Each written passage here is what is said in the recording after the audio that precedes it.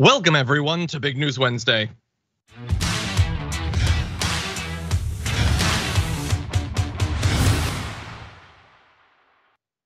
Little tech troubles here in the studio, but I am here now, Iadarola. It's Big News Wednesday, and that means Jayar Jackson. Jayar, how's it going?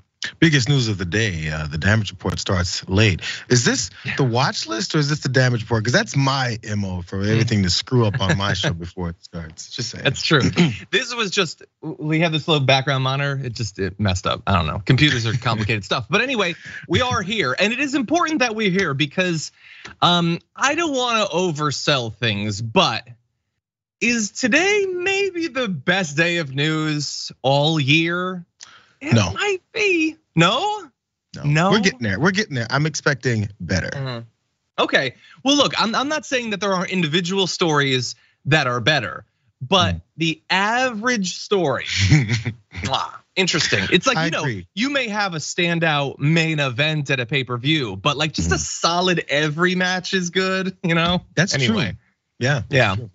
Anyway, we're gonna keep our WWE talk to the breaks, I guess. Maybe we'll be able to talk about Backlash. Anyway, thank you everyone for being here because we do have a lot to talk about. We're gonna be talking about Donald Trump. Did you know he's a sexual predator? That's not me saying that. That's a court of law saying that. George Santos has now turned himself into the authorities, which is a sentence I've been waiting months and months to say. Tucker Carlson has made clear his next moves. And then there's just a lot more interesting news besides. We've got some AI news that is fascinating. DeSantis is like, it's the pettiest union busting I think I've seen in my life. And Matt Gaetz defends AOC from Fox News. There's some interesting stuff coming up. So what you're gonna wanna do is hit the like button and share the stream, not only so that people know we're around, but then you can send us a message and maybe get a Blueprint gift card. I'm just saying there are opportunities aplenty. So with all that said, Jayar, are you ready to do this thing? I'm ready. I mean, I've been waiting. The pre-math that you were doing, I think you went a little long is the problem. Or is it the after report? The pre-port. We get the pre-port and the aftermath. Anyway, it's confusing. There's a guide online. Okay, you can use ChatGPT, it'll explain it. Okay, well, with that said, why don't we start this thing? For the first time ever, a former president has been found by a jury to be a sexual predator. It's Donald Trump, found to have sexually abused advice columnist E. Jean Carroll in a New York City department store changing room 27 years ago. And we've got all the details for you. This is the first time, again, that a former president of the United States has been legally branded a sexual predator. Now, it is, though, a civil, not a criminal case. And so the only legal sanction Trump will face is financial. Now, technically, when you say that, what you mean is that he can't spend time behind bars. He can just pay a financial penalty. But it's also true in a larger political sense in that it appears at this point that the only consequences he will really suffer from are financial and not, I don't know, to his reputation, which is in the gutter anyway, and that's why they like him, to his chances of becoming a nominee. But we'll get to all that. But first, in explaining a finding of sexual abuse to the jury, here's how the judge explained it. It has two elements: that Trump subjected E. Jean Carroll to sexual contact without consent by use of force, which that sounds like the definition of rape to me, but I'm not a lawyer. And that it was for the purpose of sexual gratification. The jury deliberated for less than 3 hours. It did not find that Trump raped Carroll, but did find him liable for sexual abuse, which I'll leave it to the linguists and the philosophers to untie all of that, but one sounds like the other.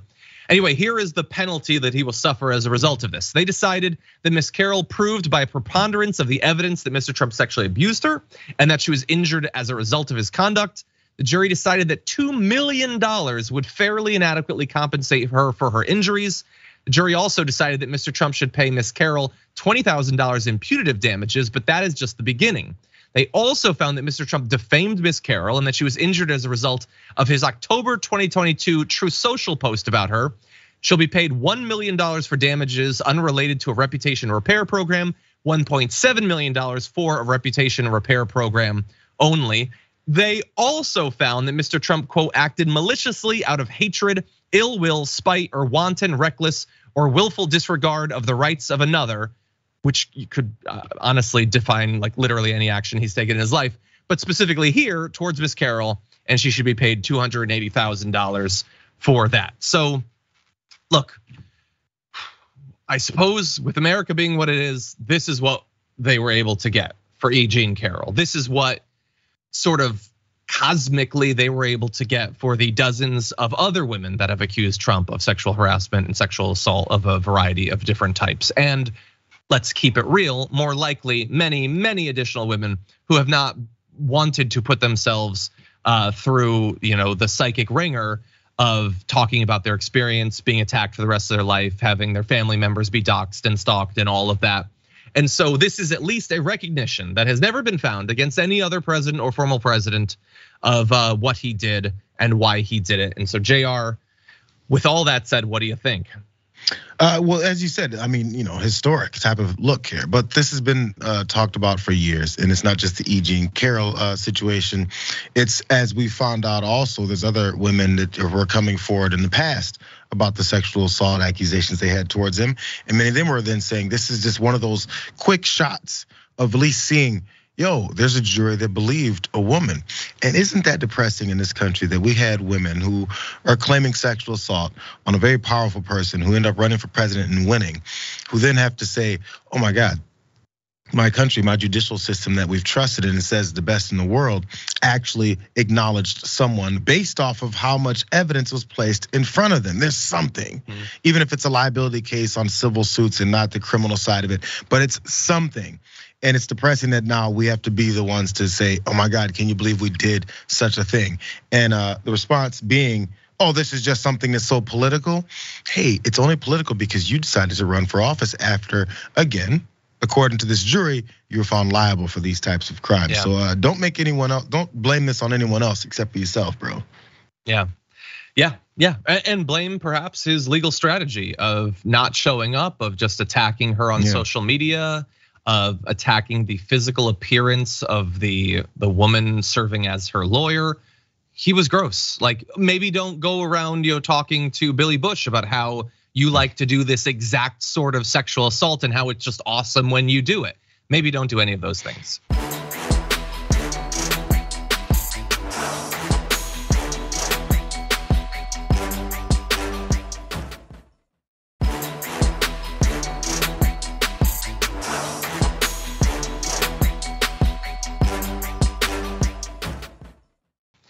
That said, let's turn now to some other reactions.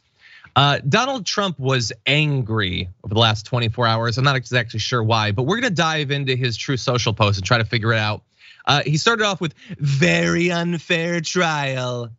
Now, that could be referring to a lot of different trials. He's mad about many of them, and there are many of them to be mad about. But he goes on to say, what else can you expect? This is all gonna be all caps, by the way. What else can you expect from a Trump-hating, Clinton-appointed judge who went out of his way to make sure that the result was as negative as it could possibly be, speaking to and in control of a jury from an anti-Trump area, which is probably the worst place in the US for me to get a fair trial. Look, there could be something to that about the area being a little bit predisposed to not like Trump. I would say it's too late for him to learn from this experience, but for the rest of you, you might want to do your sexual assaulting in areas that are going to be more amenable to your particular brand of BS. Don't go sexually assaulting people in places that don't like you politically, I suppose. Anyway, he would have said that anywhere. He would have said that about any judge. That has nothing to do with anything. He's mad that he's suffering the consequences of the things that he has now been shown by a jury to have done. He goes on to say, and he's tweeted this multiple times, we'll read one. I have no idea who this woman who made a false and totally fabricated accusation is. Hopefully justice will be served on appeal. So he doesn't know who she is. He keeps saying that. Okay, I suppose. Look, if that makes you feel better, and it definitely will make his fans feel better. They will love the idea that they can just brush this aside. I mean, look, many of them, let's keep it real. It isn't that they just don't care that he committed a sexual assault. I don't think they would much care if literally anyone who wasn't a prominent Democrat did. But they will look for any excuse to pretend that he didn't actually do this. This is the best defense that he's come up with. I don't know that person. Why you would then refuse to defend yourself in court, why you would then reiterate that you think that casual sexual assault is acceptable if you're famous, why you would make that a part of your criminal defense? I have no idea. And so, look, a lot of bad choices from Trump. It looks like the bad choices will continue, though. Really fast, John. I wonder if people are going to realize this. This alert: former President of the United States Donald Trump is disputing the fairness of our legal system. He is indicting our judicial system, the greatest in the world. How absolutely un-American of this piece of garbage. How dare you indict the honest nature of our system? We have a jury of our peers. If you have it in a place, it doesn't matter where it is, because we're a fair and even-handed country. These types of folks who've always talked about how horrific and unfair our judicial system throughout our history must have been lying until right now, when this guy says there's a problem with it, when this guy says there's potential for biased judges and biased juries based off of where you are and who you know. But for every other regular folk who maybe is part of a disenfranchised group who we assume right off the bat are guilty, and many of which have been convicted, imprisoned, put to death based off of very shoddy evidence, he had no problem with that before. He has a problem with it right now when the exact opposite has happened, when everything was adjudicated, when his ass didn't show up to the trial, when he's saying defamatory things about the person who's accused him of these things. But now it's unfair. It's pretty weird how that happens now. It is ironic. I appreciate you pointing that out. In any event, he goes on. He's been on one, attacking the jury, attacking the judge, all of that. If he doesn't like it here, maybe he should move somewhere else. Yeah, or stop committing crimes, honestly. Like, you decided that you would heap all of this on yourself. You could have left E. Jean Carroll alone. You could have not called, the Secretary of State of Georgia. You could have not engaged in any way with Stormy Daniels. You could have not stolen these documents. None of these were necessary crimes. None of these made much sense at all, honestly, even from his own perverse point of view. He has decided repeatedly over decades to heap onto himself opportunities for people to find him legally liable for the things he's done. That's a choice that he has made. Now, that said, let's turn to another choice that he made, which is to have Joe Tacopina defend him in court. Here is Joe responding to what came out. Yeah, this was a circus atmosphere, and having him be here would be more of a circus. And again, what I said in the summation yesterday, reigns true, holds true. It's that, what more could he say other than I didn't do it? And he said that on the oath here. It's hard to prove a negative. Molly, I could say you stole my pen, prove you didn't do it. How would you prove it? Say you didn't do it, right? I mean, it's sort of where we're at. So, it's very simplistic to say, oh, he should have testified. He had nothing to say other than what he's already said on the oath.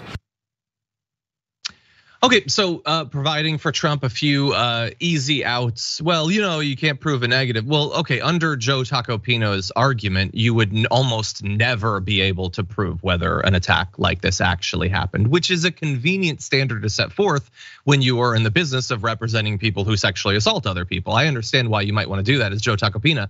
The issue is that while, yes, theoretically, it is difficult to prove one way or another, that is not actually what these trials are about. What they are trying to do is understand to the best extent that they can what actually happened, whatever evidence there is that it happened, including contemporaneous accounts wherein she had multiple people say that she told them at the time that this actually happened. Those are the sorts of things that play into whether a jury thinks that you are liable for it. There are other things too. For instance, were you to be on camera saying you sexually assault people, then they're probably going to use that in their judgment as well. You'll notice that Joe Tacopina does not talk about any of that. He says that he denied that he did it. What he didn't talk about was that he also said that he only sexually assaults, I guess, people who are attractive enough, and the lawyer isn't attractive enough for him to want to sexually assault her. These are all things that, look, we can talk about the back and forth. The jury also saw it though. That is going to inform their decision. And so the idea that Joe Tacopina is spreading here is obviously crafted to provide PR cover for Donald Trump. It can't convince a jury, that's already been demonstrated. What he's trying to do is set the stage for his supporters to continue to give Trump legal defense money that he doesn't need since supposedly he's a billionaire, so that they can appeal this thing. That's what I'm getting off this, Jayar. Yeah, the whole point here is to try and to change the way that folks are seeing or thinking about this. As we go through some of these responses and the way these politicians are talking about this whole thing, I think maybe part of what Tacopina is going through here is they're worried about, of course, the way people are seeing him now, or potentially may see him as we go into the political realms of this whole thing. So they want to get ahead of it. They actually kind of oddly don't care about the result or maybe the money, maybe to a degree the money that he has to pay out now, but they're concerned about how people will now see him, which oddly, this is the way he's portrayed himself the entire time, and it's been just fine so far. So maybe they're seeing there's some shifts in the way people are thinking outside of Marco dumbass Rubio. I just want to point that out. Let's go to one more video of Joe Tacopina. It was strange. Part of me was obviously very happy that Donald Trump was not branded a rapist. I didn't think there should be any liability findings, so we'll pursue it. We'll pursue it, Adam. Okay, so they're going to be appealing. But what you just saw there, the reason that I felt like it was necessary for us to show Joe Tacopina saying he wasn't branded a rapist is so that you can be ready to hear that from every right winger 1,000 times a day for the rest of time. Here's a little thought experiment for you. If this exact same thing had happened to Hunter Biden, would they be saying, well, I don't like Hunter and I want to get Biden, but he wasn't branded a rapist? Come on. He was found to have used violence to non-consensually touch a woman. You can go into all of what E. Jean Carroll said happened, including digital penetration, actual penile rape. I don't understand how that doesn't qualify as rape. Okay, that's what they came out with for the purposes of sexual gratification. They believe that Joe Biden is a pedophile because they think that he sniffed a girl's hair. That is all the evidence that was required for them to label him a pedophile. But Donald Trump owing $5 million for the sexual assault they say he did, not a rapist. Like, think about the rhetorical gap there that they want to pretend exists, but of course does not. But I've already seen it all over Twitter. That's what they're all saying. Every one of these people who believes that they believe that Hillary Clinton eats the faces of babies based on no evidence, think that Donald Trump is not a rapist because he was just found to have sexually assaulted, not raped E. Jean Carroll. It's a very convenient defense there. But no one's surprised, is the sad part, from these types of responses. No one's saying, I can't believe Republicans are coming this far and trying to twist themselves into knots to try and find a way to excuse him for this. No one is surprised by these responses and the way they've gone about this. And honestly, maybe they should start rethinking that, because that's turning some people off. Whether or not they want to really open their eyes and see it or not, it is turning some people off, man.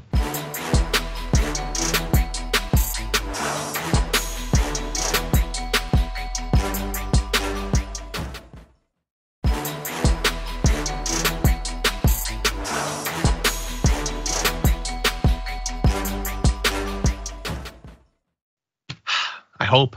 Well, you know what? Why don't we check in with some of these people and see if any of this has turned them off? Let's jump right into some Republicans reacting to Donald Trump being officially labeled a sexual predator. So what's your reaction to President Trump being held liable in the E. Jean Carroll case?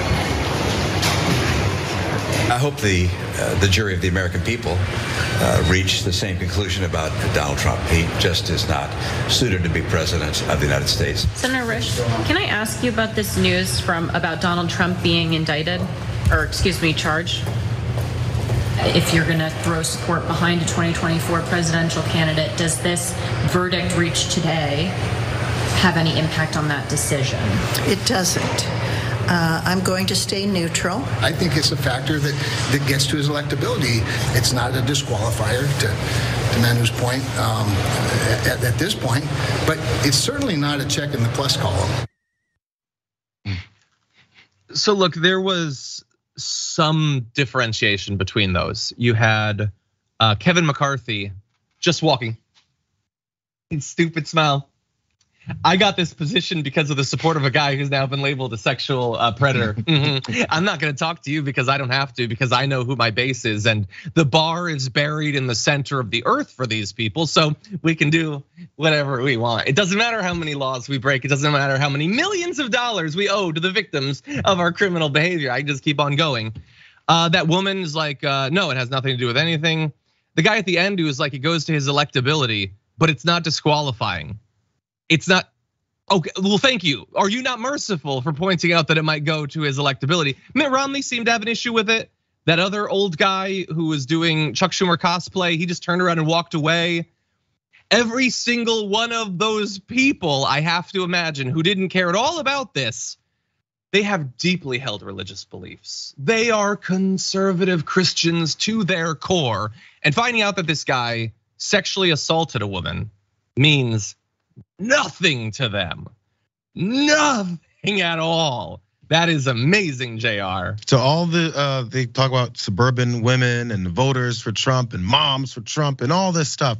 Just know this, all the moms for Trump, all the suburban women out there, if you've been assaulted, if you're in a position that E. Jean Carroll was in, which many women have been, way more than you may know, we're in these types of positions.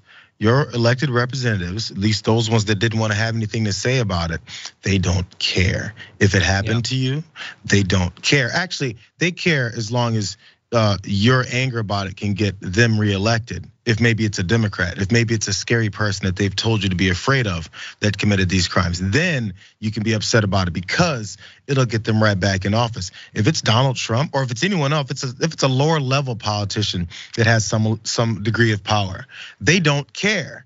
They don't care. They're saying that right then, because again, like you said earlier, if anyone associated with any Democratic politician was involved in this, it would be, what is the party? This Democrat party is they're full of groomers, rapists, sexual assaulters. And anytime these things have happened, when say it's a staff or any of these types of things with an elected Democratic official, they're run the F out of town immediately. Yeah. So let's just wonder, do the people you're supporting, do they support you? This is what they're illustrating to you. That's why Kevin McCarthy walked off smirking, because anything he says is not gonna help his career. Yeah, and look, the reason that I pointed out the religious beliefs thing is not just to mock them for being utter hypocrites whatsoever. It's that very often we hear that people's deeply held religious beliefs are not just the source of their political, like the policies they want to see, but they are reason themselves that things should be allowed. I should be allowed to skirt federal discrimination laws because I'm not just a bigot, I'm a deeply held bigot. So then we get the right to point out that, oh wait, no, you're lying about all of that. You don't really believe any of this. It's totally contingent. Some are able to come out and just blanket attack him. Former Governor Hutchinson, running against Donald Trump notably, says, over the course of my 25 years of experience in the courtroom, I've seen firsthand how a cavalier and arrogant contempt for the rule of law can backfire. The jury verdict should be treated with seriousness, and is another example of the indefensible behavior of Donald Trump. That's a good statement. It's good. Mike Pence says in his time around Trump, he never heard or witnessed behavior of that nature. And it's not where the American people are focused. He's more religious than all of them. And like, okay, so maybe the guy sexually assaulted someone, but that's not where we're focused. Yeah, but you're a Christian. Shouldn't we be? Shouldn't you be using your position to point out that that's like kind of frowned upon in the Bible? Certain parts of the Bible, other parts of the Bible are like totally cool with it, by the way. Let's point that out. Anyway, John Cornyn says, I don't think it changes anybody's minds one way or the other. I think people who support President Trump support President Trump.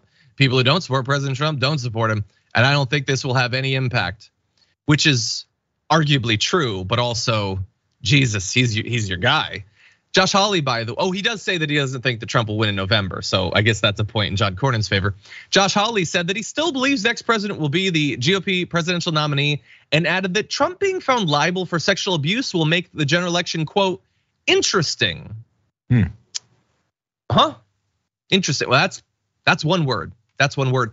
By the way, we are not at the end of even just this case. There's going to be appeals and all that, let alone there's another E. Jean Carroll lawsuit against him and many other lawsuits. That said, there might be even more waiting in the wings. Take a look at what a former White House communications chief under Donald Trump had to say.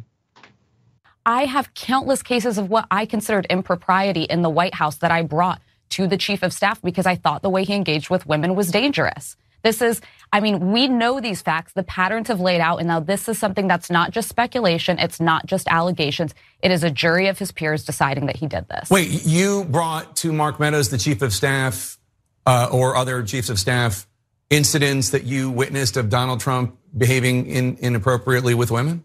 I did, as well as former White House Press Secretary Stephanie Grisham and others. Nothing that rises to this level, but things that I would consider improper and that I had a duty to report. And this is all out there. Voters need to pay attention, and folks in my own party need to stop making apologies for this man. Is there anything more you can tell us about this? If I'm able to, I will share more. So that is Alyssa Farah Griffin, obviously a former communications chief under Donald Trump in the White House, implying there at the end of that amazing bombshell statement that there could be more to come from this. This is obviously a reaction to Donald Trump and his E. Jean Carroll lawsuit, but let's also pause for just 1 second to point out that if this was a former Biden communications staff chief, this would be the single largest scandal of his entire presidency. And this is a ripple detail from Donald Trump's other scandals that maybe some people will pay attention to. Most will probably miss that she even made those allegations. Also roped in Mark Meadows, by the way. Mark Meadows knew apparently all of this. He received official reports from a senior staffer in the White House and evidently did nothing, just protected Donald Trump while he was engaging in all of this sexual misconduct. And will anything come of this? I don't know. There are just so many scandals, Jayar, that it's really hard to say, but I'm glad that she's at least speaking out now about it. She's speaking out now about it, saying the same things that people were saying back in 2015 when he started running, when the tape came out of him, as you mentioned earlier, admitting to doing these types of things, which didn't do anything, which maybe that gives some credence to John Cornyn's point that, hey, people who support Trump are sexual assault supporters. That's what he's saying. Again, listen to what these politicians are saying. He says people who support Trump. People who don't. This sexual assault liability decision made by this jury will mean nothing to the people that support him. So if you're one of those people that supports him through this, he's pointing out. So if some lib on MSNBC decides to say the same thing, you'd go, how dare these libs say this about us? You calling us deplorables? John Cornyn just called you deplorable. Unless you think supporting a sexual assault, not rapist in this case, is not deplorable. Is that a deplorable action to do to someone? You have to start making decisions about which one you are and how you're gonna be. Because we call all those people that were saying these things in 2015 and 2016 Trump haters, never Trumpers. You just guys got Trump derangement syndrome. We threw all these labels on these folks. We've been saying it for years. And now that someone else that was in the White House after he won and was doing the same stuff, we have to protect your staffers. And by the way, Alyssa Farah is not the only one. There's another woman that was involved in the administration dealings, and she said she kept her staffer from him because of the same reason. So you tell me, I think it was Grisham, yeah. I think it was Grisham. Yeah. They were talking about how they're keeping staffers from them because they know what he does. Is that comfortable? Is that someone you want to support? But they'll turn right around and stick their face on TV and say, yeah, I'll support him again. You sound like you're calling yourself a deplorable human being. Yeah, by the way, can we also just point, again, we could go back and forth with this all day. We kind of are, actually. Do you remember what Donald Trump did when he debated Joe Biden? Do you remember who his guests were? No. Against Hillary, sorry, not Joe Biden, against Hillary Clinton, I apologize. Do you remember the guests that he brought to the debate against Hillary Clinton? Am I the only one old enough to remember? I don't remember, no. He brought multiple women who had made claims against Bill Clinton, implying that he was going to recognize women who were abused by a president while he was in the White House. And then he got into the White House and he apparently was so abusive that even Republicans were like, we gotta keep some of these staffers away from him because there's no way to control his behavior. He is going to abuse them. Anyway, that said, we're gonna take our first break. When we come back, lots more to get through, don't go anywhere.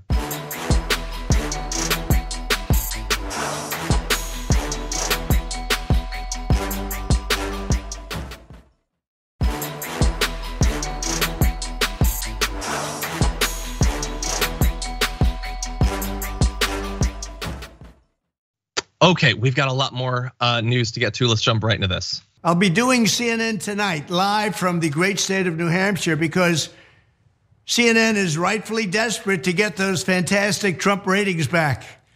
They were ratings like none other, and they want them back. They made me a deal I couldn't refuse. Could be the beginning of a new and vibrant CNN with no more fake news, or it could be a total disaster for all, including me. Let's see what happens. What? Such a natural salesman. They're bringing me back just for the ratings. That's it. I've accepted that, and maybe good, maybe disaster, including for me. Tune in, everyone. Okay.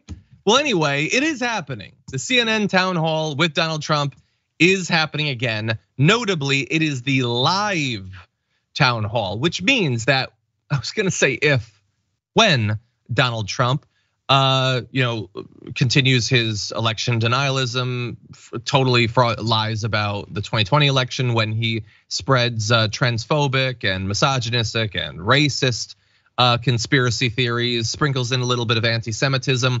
That is all going to go out to the millions, well, it's CNN, close to millions of viewers live. So whether they do fact checking after the fact, whether Anderson Cooper checks something, they will be live spreading vicious misinformation that they have warned against for a year. They've been talking about Trump as a threat to democracy for years, but as he rightly points out, he's gonna give them ratings, so they're doing it anyway, Jayar. But look, honestly, the only reason that I wanted to make sure that we talked about this today isn't just, maybe to do some predictions about how it'll go and how they'll fail. But now it's almost arguably justifiable only because they've got to ask him about the sexual assaults, right? Right?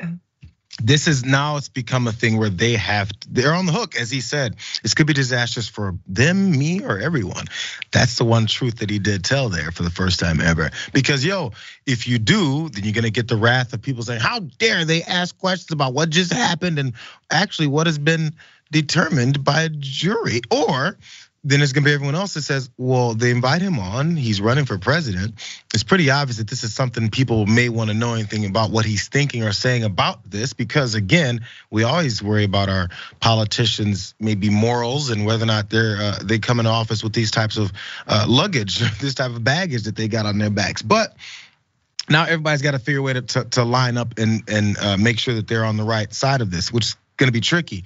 What I would love to see, John, and it won't happen because E. Jean Carroll has been on some television shows already.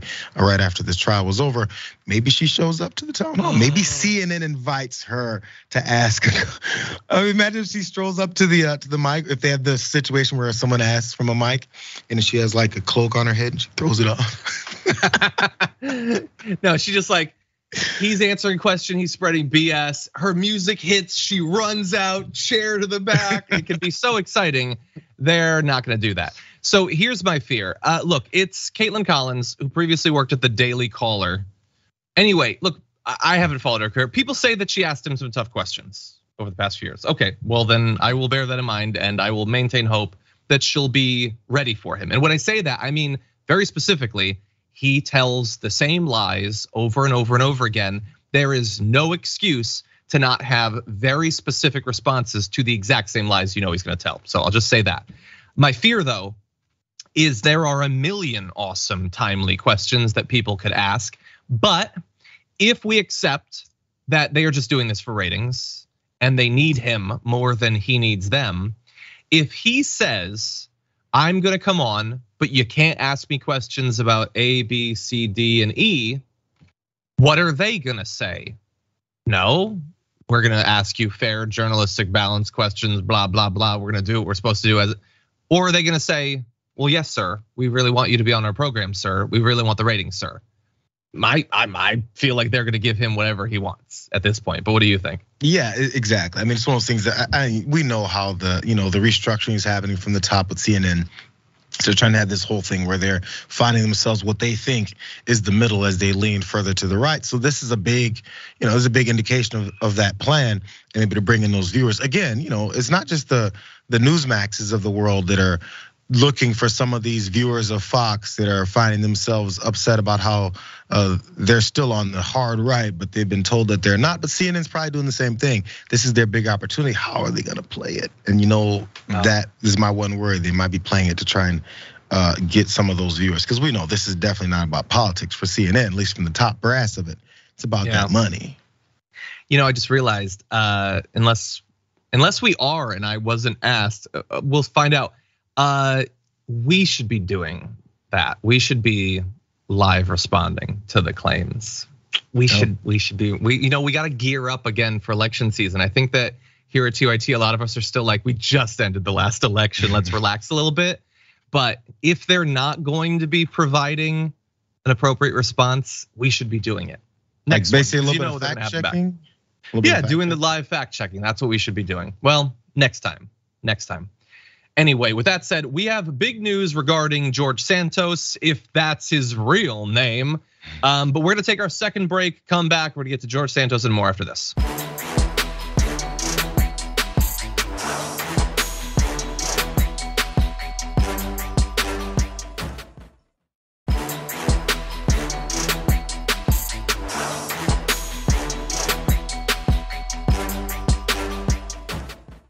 That clock said I had 2 seconds left. Sorry, what'd you say?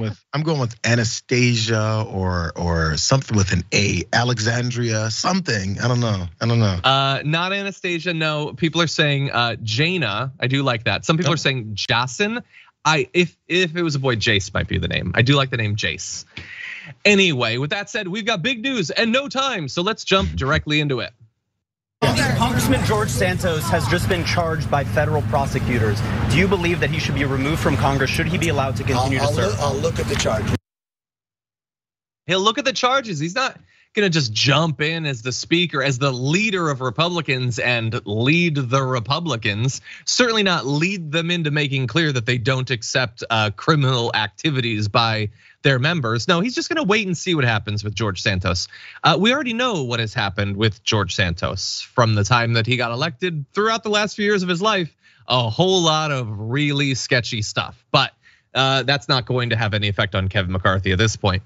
So he found that news breaking that George Santos has been charged with 13 different crimes to be inconvenient. Comer in the House also, we'll get to the charges in 1 sec. Comer, one of the other House leaders, he was doing a press conference having to do with them changing the law on unemployment fraud. You know, because they want to talk about unemployment fraud because that's the poor people getting away with murder. That's something we can focus on.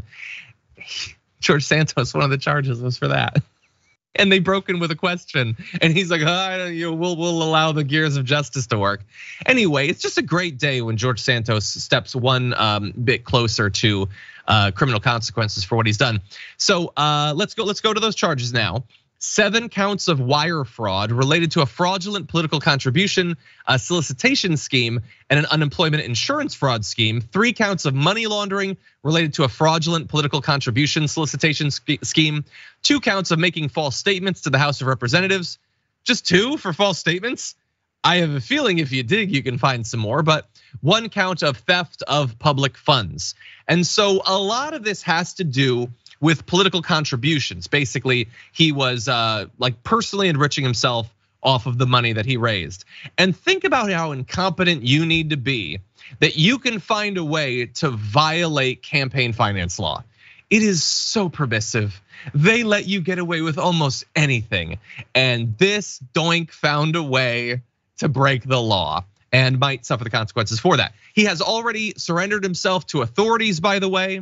He's expected to appear before a magistrate judge on Wednesday afternoon. So we'll probably be talking about it on the Young Turks, which I will be on the second hour with Anna Kasparian. But Jayar, it looks like they got him. That's a lot of charges. What do you think? It's a lot of charges, and we're gonna find out how much more Kevin McCarthy can figure out about this entire situation. Because when we were finding out about the lies he was telling as he had his run up to getting into office, George Santos, that is, Kevin McCarthy wasn't necessarily clueless as to who George Santos was. He had his back, remember? Until there's some charges that come down, man, I'm not gonna have anything bad to say. Well, charges have come down. Now he has to look into them. He hasn't looked into them at all. But somehow I get this weird notion that if there was charges against a Democrat, Kevin McCarthy would have read all about them, would have known everything was going on, and would have definitely been speaking about it. But he has nothing to say now. It's really odd how that's always the situation with these guys. But so as far as all these charges, he's been through all these things. We kind of saw this coming, but I don't know if it's to a degree for all these different things. But I think you mentioned Comer in his press conference. Steve Scalise also had a press conference, and he was promoting this bill that they had, HR 1163, Protecting Taxpayers and Victims of Unemployment Fraud Act. He was asked again about Santos as well during that, and he said, "Oh, well, I mean, we're gonna figure this out. We'll look into it. But what we're gonna talk about is protecting people because we're trying to pass this bill." Odd news for this bill, John. I looked at a whole bunch of co-sponsors to this bill. There's this guy named Representative Santos, George, representative from New York 3, who's a co-sponsor on this bill that is titled Protecting Taxpayers and Victims of Unemployment Fraud Act. And Steve Scalise could not answer the question of, does this undermine the legitimacy of the way Republicans are talking about things like fraud? He didn't want to connect those two dots, but George Santos's name is on the bill.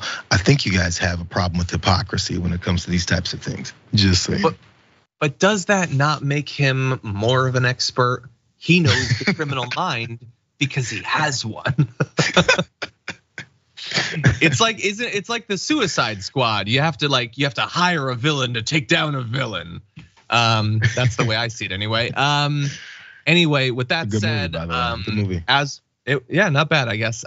With that said, he is currently, surrendered to the authorities. They are booking him under one of his many names. I don't know. We'll find out more details as we go forward.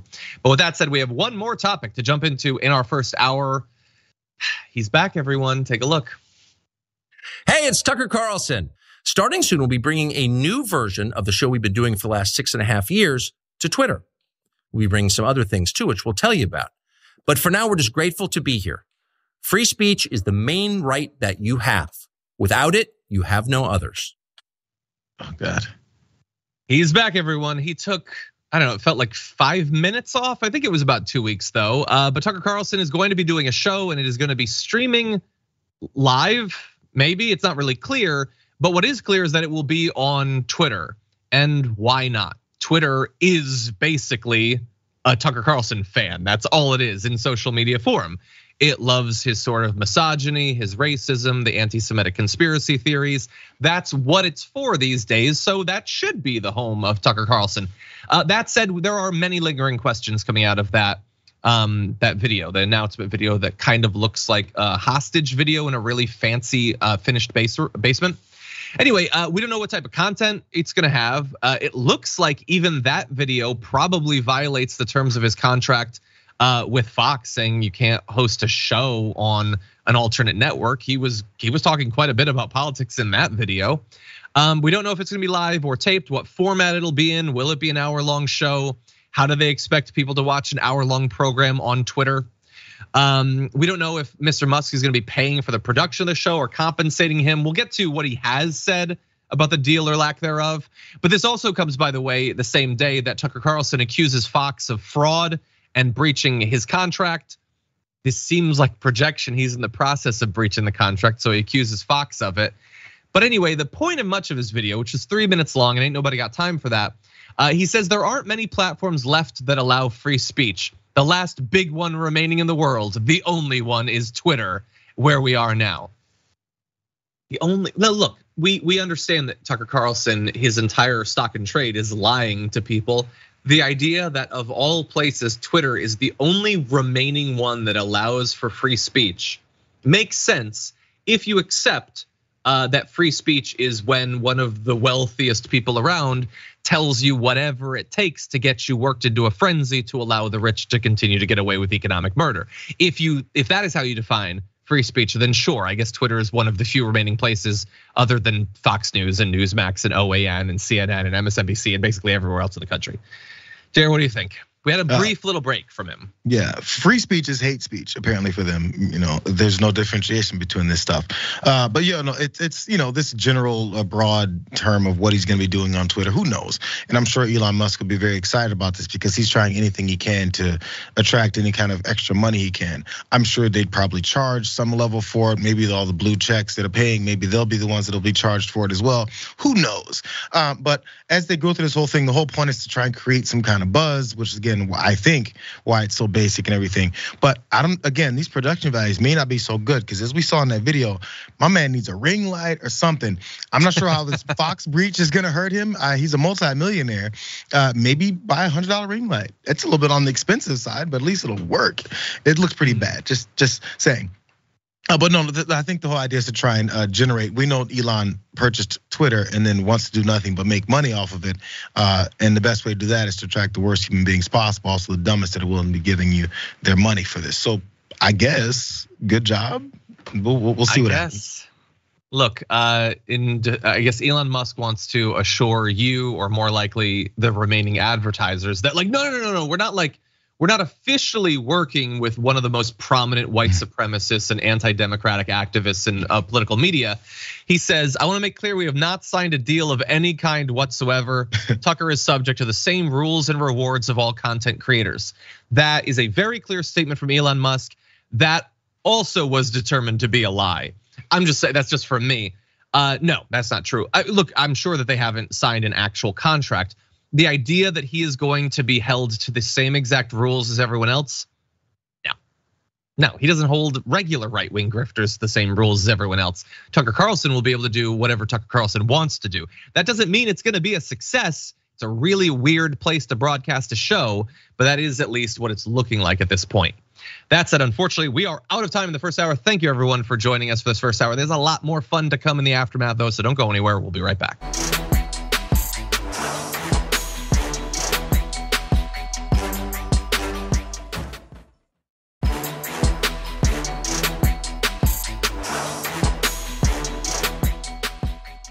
Thomas Sears says in a super chat, 2024 is the year of the fire dragon. Be prepared.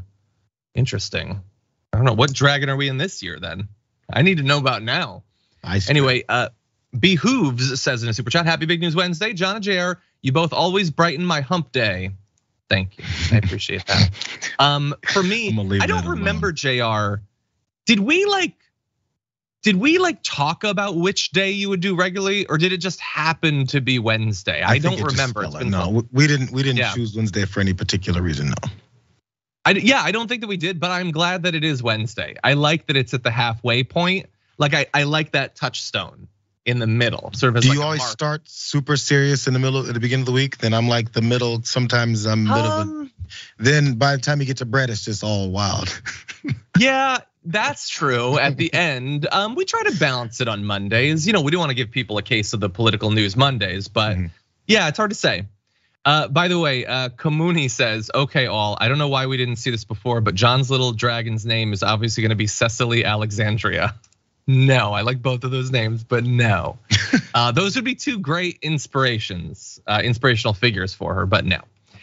Anyway, Jonah Morton says, isn't it a weird world where the worst people of the world self-identify as deplorable? What's next, the EVIL political party, Dr. Doom for Prez? Yes. Yeah. I don't like they it. demean people for wanting to save the environment, for being tree huggers, for actually caring about other human beings. They've already said it. That's a problem for them. Yeah. Sorry, continue. Frank Morningtree over on Twitch gifted 10 subs. That is amazing and awesome, and thank you for that. But when you bear in mind that Frank Morningtree has gifted 645 subs, that's even more amazing. Thank you, Frank. Maria Hall DK also gifted one, has gifted 34. Thank you. Irie Man gifted a sub, has gifted 281. These are like, the idea of being an ambassador has been so sullied by the way that they're often those positions just given to donors or whatever, or people who came in 7th in the nominating contest. These are the true ambassadors. Thank you. Aximom has been here for 31 months on Twitch, says it's likely the best day because it's John and Jayar, winningest news analysis combo. Thank you. Well, we always try to juice the news. We try to get the gears of justice and government moving on Monday. We really accelerate on Tuesday just to make sure that there's good news on Wednesday. So we will continue to do that. Chris Huggy says, we need to remove the statute of limitations on rape and sexual abuse. There is such a backlog of DNA tests. 100% right. Or what you could do theoretically is you could tie those two things together and say, so long as there is a backlog, there is no statute of limitations. If you can clear it out, if you put the resources and the person power into it, then we establish some sort of statute of limitations after that. But that might provide a little bit of incentive for states to actually take this seriously, rather than just implying that that's trash that no one needs to think about. Brandy Lou 2 gifted a sub as well, has gifted 913. Brandy Lou, thank you.